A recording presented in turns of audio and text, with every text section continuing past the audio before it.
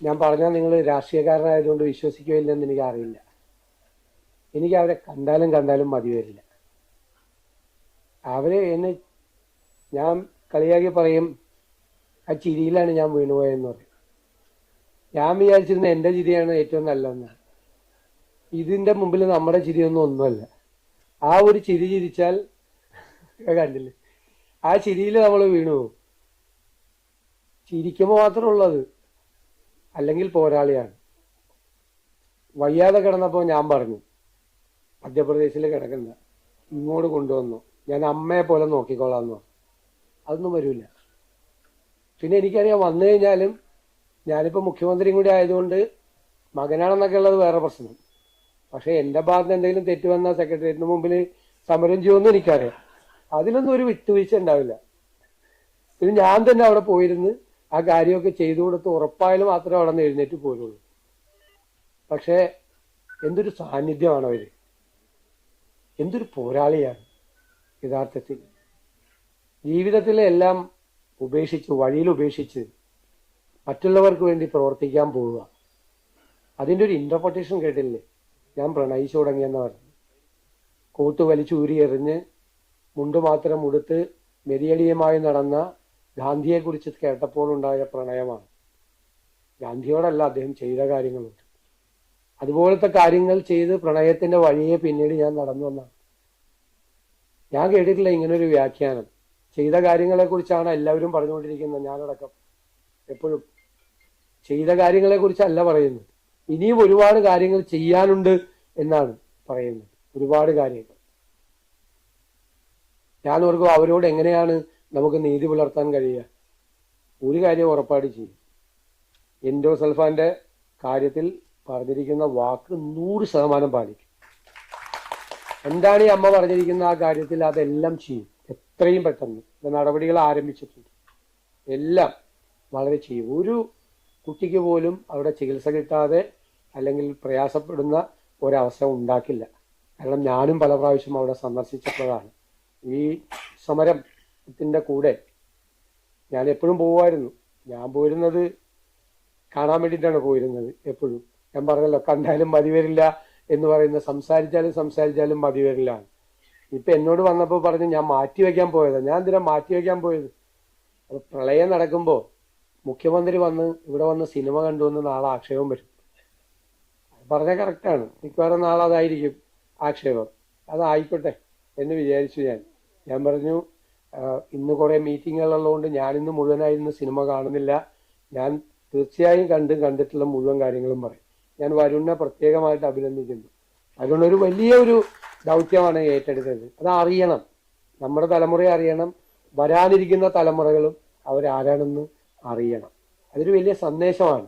ദയാബായി എന്ന് പറയുന്നത്, ഇത് ആരെ പേരിട്ട് നേരത്തെ മുൻകൂട്ടി കണ്ട്? ഇതുപോലെ അല്ല ഞാൻ പറഞ്ഞത്, അക്ഷരാർത്ഥത്തിൽ അത് അല്ലേ എല്ലാവരുടെയും. ആ ദയാബായി ഫൗണ്ടേഷൻ, അതിന്റെ പ്രവർത്തനത്തിന് ഞാനിത് പരസ്യമായിട്ട് പറയാത്തത്, എന്ത് സഹായം വേണേലും ചെയ്യും ഞങ്ങളെല്ലാവരും. ഞങ്ങൾ എൻ്റെ കൂടെ ഉണ്ടാവും. എവിടെ വേണമെങ്കിലും, എവിടെ ഓഫീസ് തുറക്കണമെങ്കിലും, എവിടെ അതിന്റെ പ്രവർത്തനം തുടങ്ങണമെങ്കിലും, എന്തു വേണമെന്ന് ഞങ്ങളോടൊരു വാക്ക് പറഞ്ഞാൽ എവിടെ വേണമെങ്കിലും ഓഫീസ് തുറക്കാനും പ്രവർത്തിക്കാനും ഉള്ള എല്ലാ സഹായവും ചെയ്തു തരും. ഒന്നും നോക്കണ്ട. അതിന് തീർച്ചയായിട്ടും അത് ചെയ്യണം. എവിടെയാണെങ്കിലും, കാസർഗോഡ് വേണമെങ്കിൽ കാസർഗോഡ്, തിരുവനന്തപുരത്ത് വേണമെങ്കിൽ തിരുവനന്തപുരത്ത്. നമുക്ക് വരുമല്ലോ ഇടയ്ക്കിടയ്ക്ക് ഇവിടെ, ഞങ്ങൾക്ക് കാണുകയും ചെയ്യാമല്ലോ. അല്ലെങ്കിൽ വരില്ല, അല്ലെങ്കിൽ അവിടെ തന്നെ പോവുള്ളൂ. അപ്പോൾ സത്യത്തിൽ ഞാൻ വരുന്ന സുഹൃത്തുക്കളെ എല്ലാവരെയും, അതിനുവേണ്ടി പ്രവർത്തിച്ച എല്ലാവരെയും ഒരിക്കൽ കൂടി അഭിനന്ദിക്കുന്നു. ഏറ്റവും ബഹുമാനപ്പെട്ട മുഖ്യമന്ത്രി വി.ഡി. സതീശൻ സാർ, ഇവരൊക്കെ എനിക്ക് ഒത്തിരി വേണ്ടപ്പെട്ടവരാണ്. കാരണം ഞാനിവിടെ നിരാഹാരം കിടന്ന ഒരു ശിക്ഷിക്കപ്പെട്ട ക്രിമിനലിനെ പോലെ, മുകളിലൊരു നനയാതെ ഇരിക്കാൻ ഒരു സാധനം പോലും വയ്ക്കാൻ അനുവാദമില്ലായിരുന്നു. ഈ കുരയ്ക്കുന്ന പെൺപെട്ടിക്ക് എന്നാ തരാന്? അതുകൊണ്ട് അവിടെ മഴയും വെയിലും കൊണ്ട് കിടന്നു. പക്ഷേ അപ്പോഴും ചിലർ കൂടെ ഉണ്ടായിരുന്നു. സതീശൻ സാർ, ഞാൻ 18 ദിവസം കിടന്നിട്ട് മിക്ക ദിവസം എൻ്റെ കൂടെ മണിക്കൂറുകൾ. ഈ വലിയ ദേഹം മിനിസ്റ്റർ ആയിരുന്നപ്പോൾ ഞാൻ എന്തോ വേണ്ടാതീനം പറഞ്ഞ ഒരു പ്രസംഗത്തെ പറ്റി ക്രിട്ടിക്കലായിട്ട് എന്തോ ഞാൻ പറഞ്ഞു, I don't remember the issue. എന്നിട്ട് നമ്പർ തേടി പിടിച്ച് എന്നെ വിളിച്ചാൽ പറഞ്ഞതിന് നന്ദിയും പറഞ്ഞ് അന്ന് മുതലുള്ള ഒരു ബന്ധമാണ്. നിരാഹാരം കിടന്നപ്പോൾ ഒരു ദിവസം മുഴുവനും അവിടെ അങ്ങോട്ടും ഇങ്ങോട്ടും നടന്നും നിന്നും കൂടെ ഉണ്ടായിരുന്നു. അങ്ങനെയൊക്കെയുള്ള ചില വ്യക്തികൾ. അതേസമയം ഞാൻ ഒരിടത്ത് കേരളം ജീവിക്കാൻ കൊള്ളുകയെന്ന് പറഞ്ഞിട്ട് ഒരുപാട് തരത്തിൽ എന്നെ പിടിക്കും. ഞാൻ എപ്പോഴും ഓർത്തുകൊണ്ടിരിക്കുമായിരുന്നു എന്നെ 7 കഷ്ണമാക്കി എറിയുമെന്ന്. അത് നടന്നില്ല, ഇവിടെ വരെ ആയി ഞാൻ എന്നറിയില്ല. ഏതായാലും ഒത്തിരി സന്തോഷം ഇങ്ങനെയുള്ള ഒരു വിടവില്ലാത്ത ഒരു സമൂഹത്തിൻ്റെ കൂടെ നിൽക്കുന്നതിൽ. പിന്നെ ഈ പറഞ്ഞതൊന്നും ശരിയല്ല കേട്ടോ. ഞാൻ ആരുടെയും പേരിൽ കരുണ തോന്നിയോ ആദിവാസികളുടെ പേരിൽ ദയ തോന്നിയോ അല്ല. ഞാൻ പ്രണയിച്ചു. ആ പ്രണയ വഴിയെ അങ്ങ് പോവുകയായിരുന്നു. ഇവിടെ ഈ കിളവ് പ്രണയിക്കാൻ പോയതിൻ്റെ ഇടയ്ക്ക് എന്ന് ഓർക്കുന്നുണ്ടായിരിക്കും. പക്ഷെ ഞാൻ 3-ാം വയസ്സിലാണ് പ്രണയിച്ചത്. അത് സ്ട്രോങ് ആൻഡ് പാഷനേറ്റ് ആയിരുന്നു. എനിക്കിന്നും ആ സീൻ വളരെ ക്ലിയറാണ്. എൻ്റെ പപ്പ ഒത്തിരി നാൾ ജയിലിലുമൊക്കെ ആയിരുന്നു. ഞങ്ങൾ 2 ഇരട്ടകളാണ്. കൊച്ചിയിലാണ് 3 വയസ്സ് വരെ വളർന്ന കാരണം 7-ാം മാസത്തിലുണ്ടായ ജീവൻ പോലും ഇല്ലാതെ കിടന്ന് അവർ ജീവിപ്പിച്ചു. പപ്പ വന്ന് നാട്ടിലേക്ക് കൊണ്ടുവരുന്ന ആ യാത്രയാണ് എൻ്റെ യാത്രയുടെ തുടങ്ങുന്നത്. എന്നിട്ട് രാത്രിയിൽ കഥ പറഞ്ഞപ്പം പറഞ്ഞു, ഗാന്ധിയപ്പൂപ്പൻ കോട്ട് വലിച്ചൂരി എറിഞ്ഞിട്ട് ഒരു കുഞ്ഞു മുണ്ട് കൊടുത്ത് ഒരു പോപ്പും പറിച്ച് നിധിയടിയിട്ട് നടന്നു ഒരു വലിയ ആൾക്കൂട്ടത്തിൻ്റെ ഇടയിലേക്ക് അങ്ങായി. അവിടെയാണ് എൻ്റെ പ്രണയം തുടങ്ങുന്നത്. അന്ന് വരെ എനിക്ക് ഒരു നാച്ചുറൽ ഡിറ്റാച്ച്മെൻറ്റ്, വീട്ടിലെ സൗകര്യങ്ങൾ അതിനോടൊക്കെ ഒരു മാറ്റം, പിന്നെ കൂടുതൽ അട്രാക്ഷൻ വേറെ ചില കാര്യങ്ങളിൽ. അങ്ങനെയാണ് ഞാൻ ഈ വഴിയിലെത്തിയത്. അതെനിക്ക് ശരിക്കറിയാം. പ്രണയിച്ചിട്ടുള്ളവരൊക്കെ ആ വഴി മനസ്സിലാവുള്ളൂ. അത്രയും സ്ട്രോങ് ആയിട്ട് ഒരു പ്രണയം ഉണ്ടെങ്കിൽ വേറെ ഒന്നും ടിക്കിൾ ചെയ്യുകയല്ല, ഒന്നിലോട്ടും പോവുകയില്ല. നിരാഹാരത്തിനപ്പം സാറിൻ്റെ കൂടെ ഇരുന്നിട്ടുള്ള അമ്മയും കാസർഗോഡ് നിന്ന് വന്നതായിരുന്നു. അമ്മയും അവനും അനിയത്തിയും കൂടെ. അവൻ്റെ നാക്ക്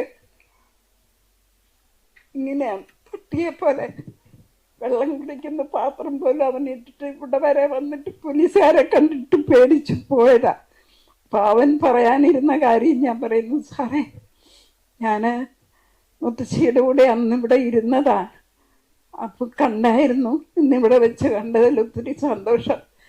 വഴിക്കൊക്കെ എല്ലാവരും പൊട്ടൻ ഓട എന്ന് പറഞ്ഞപ്പം എൻ്റെ അമ്മ പൊട്ടിക്കരഞ്ഞു. പക്ഷേ ഇവിടെ രാത്രി മുഴുവൻ ട്രെയിനിൽ യാത്ര ചെയ്ത് ഇവിടെ ദിവസം മുഴുവനും മുത്തശ്ശിയുടെ കൂടെ ഇരുന്നു. സാറേ, ഞാൻ മാത്രമല്ല ഇങ്ങനെ പൊട്ടനും ഇങ്ങനെയുള്ളവരെ ഒരുപാട് കോലങ്ങൾ, പട്ടികളെ പോലെ. കഴിഞ്ഞ ദിവസം തന്നെ 2 ദിവസം ഒരു മോള് മരിച്ചു.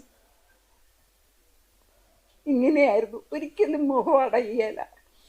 ഇങ്ങനെയുള്ള ധാരാളത്തിലുള്ള വൈകല്യങ്ങളുള്ള കുട്ടികളുണ്ട്. അവർക്ക് ഏറ്റവും ആദ്യം എൻ്റെ കഴിഞ്ഞ നിരാഹാരത്തിലെ ആദ്യത്തെ ഡിമാൻഡ് എയിംസിന് വേണ്ടിയിട്ട് കാസർഗോഡിൻ്റെ പേര് കൊടുക്കുക. അന്ന് എന്നോട് പറഞ്ഞു, അത് ചർച്ച പോലും ചെയ്യല. എവിടെയാ? കോഴിക്കോട്. ഏഷ്യയിലെ നമ്പർ 1 മെഡിക്കൽ കോളേജുള്ള കോഴിക്കോടാണ്. അവിടെ ഇതുപോലെ എയിംസിൽ എനിക്ക് നല്ല വിശ്വാസമുണ്ട്. ഭോപ്പാൽ ഗ്യാസ് ട്രാജഡിയിൽ ഞാനന്ന് ഒട്ടും ഫേമസ് അല്ല, എന്നിട്ട് പോലും ഡൽഹി കൊണ്ടുപോയി ശരിക്കും ഇവർക്ക് വേണ്ടിയത് റിസർച്ചും ഡയഗ്നോസിസും വെൽ ട്രീറ്റ്മെൻറ്റ്, അത് എയിംസിനെ പറ്റുള്ളൂ. ഇവിടെ 30 വർഷം കിടന്ന് കൊച്ചു കുഞ്ഞിനെ പോലെ ആയ കേസ് പോലും പോളിയോയാണ്, അതാണ് ഇതാണെന്നും പറഞ്ഞ് എഴുതി തള്ളിയിരിക്കുന്നതാണ്.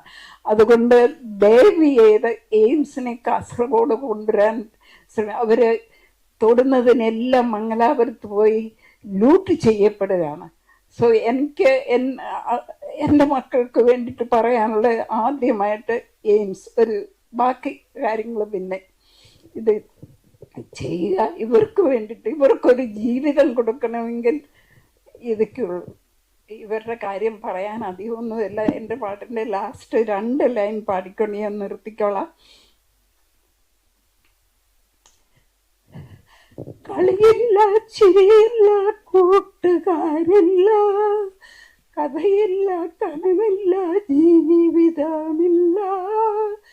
കണ്ണുണ്ടോ കരളിയും കാഴ്ചകൾ കാണാൻ, കാതുണ്ടോ സ്വരമില്ല രോദനം കേൾക്കാൻ. ഒരു കൈ തരൂ, ഒരു താങ്ങാകൂ, നെഞ്ചോട് ചേർക്കൂ, ഒരു ജീവിതം ഞങ്ങൾക്കു നൽകൂ, ഒരു ജീവിതം ഞങ്ങൾക്കു നൽകൂ. കോൺസ്റ്റിറ്റ്യൂഷനിൽ പറഞ്ഞിരിക്കുന്ന ആ ആർട്ടിക്കിൾ 21 അന്തസ്സോടെ ജീവിക്കാൻ ഞങ്ങളെ അനുവദിക്കുക.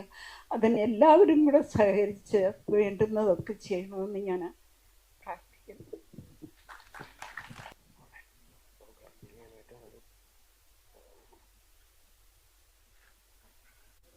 ഞാനൊരു മനുഷ്യൻ്റെ പുറകെ പോയില്ല.